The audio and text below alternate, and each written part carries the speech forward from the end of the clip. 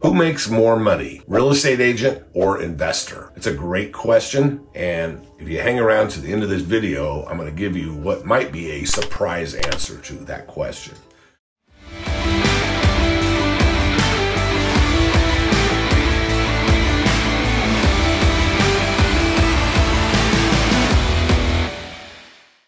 Let's go back and talk about how these two jobs vary. And these are both jobs. These aren't per se hobbies.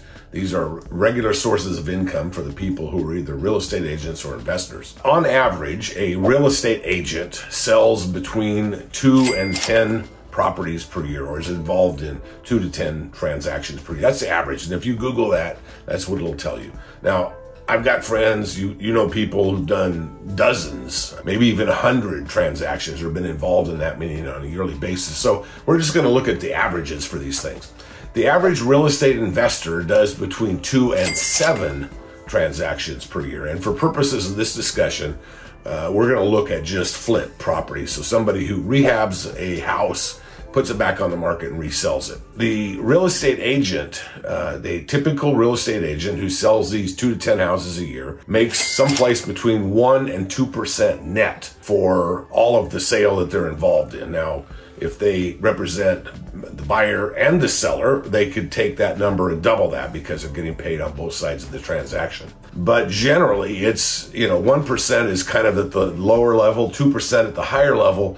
But even out of those numbers, there's other expenses that have got to come out. Marketing, paying your broker, office fees, a whole bunch of software, so on and so forth that can get rather expensive. A flipper, a home flipper, which is one of the things I do, on average, last year made $64,000 per property net. Now, that's a single transaction where you're buying a property, you are going in and gutting it, you are redesigning or remodeling it, you're doing the work, you're paying all of the maintenance on that house during that period of time. In other words, you're keeping the power on, you're paying for insurance, in some cases you're paying for security in the house, fences temporarily up around the house if you're in a high traffic area to keep other people out.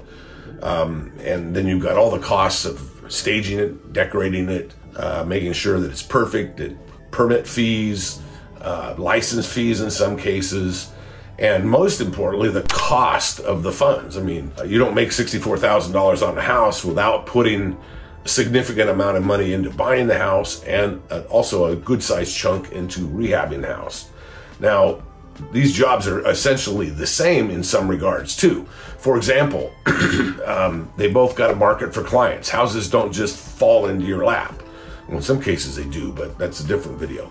We're going to talk about that down the road. There's some ways to chum out that basket and get more clients coming your way, but once again, we'll talk about that in a later video. There's also upfront costs. So you have to look for, both investors and real estate agents have to go look for, hunt for, advertise for, market for clients to come their way. And the upfront costs would be things like your marketing programs. If you're marketing on Facebook, or you're marketing on Zillow, or you're putting out bandit signs, or you are putting advertisements. Used to be in the day, they put them in newspapers, magazines, you're putting signs out around telling people, billboards, for example, the back of the bench and bus benches and that kind of thing. There's a lot of ways to do that. And both of these can be done, both jobs can be done the same. You can market the same way. You can put, as an investor, hey, I buy houses, call my number, here's my picture. And the real estate agent says, Sammy lists houses and, gets the best,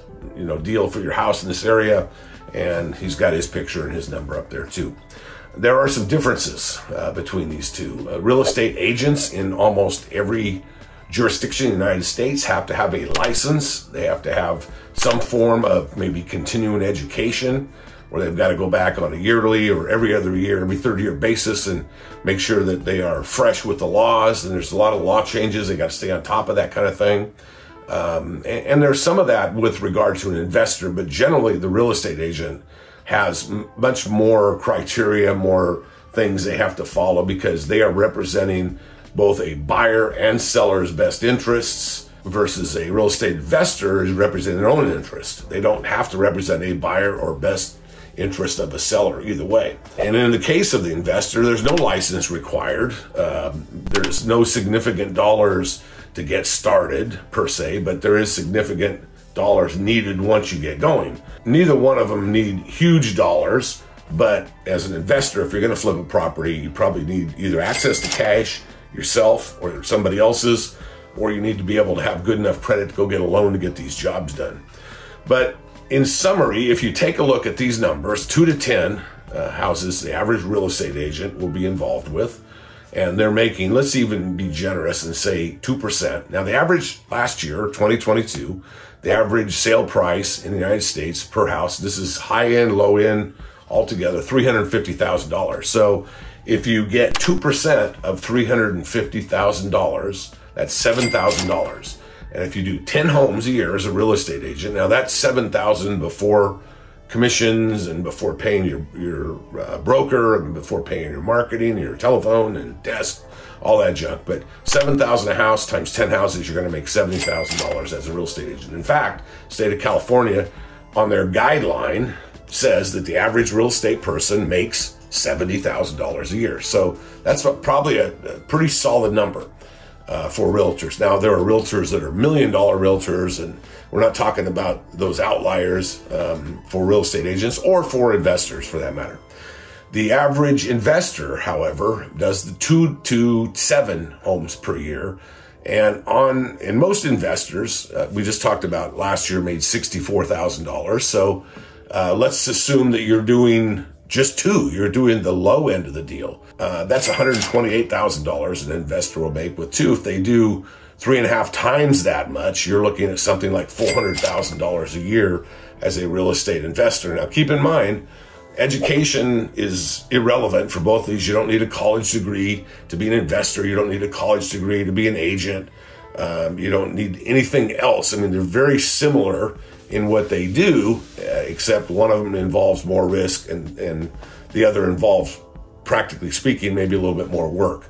So the bottom line is, even at the low end of the investor spectrum, the investors make a significantly larger amount of money than a real estate agent. And I would say when you go to the very top end, if people are making, generally as a real estate investor, you're making about 15% if you're doing your job right, of the sale price when it's all said and done. So if you're doing 10 million in sales as an investor, 15% is $1.5 million.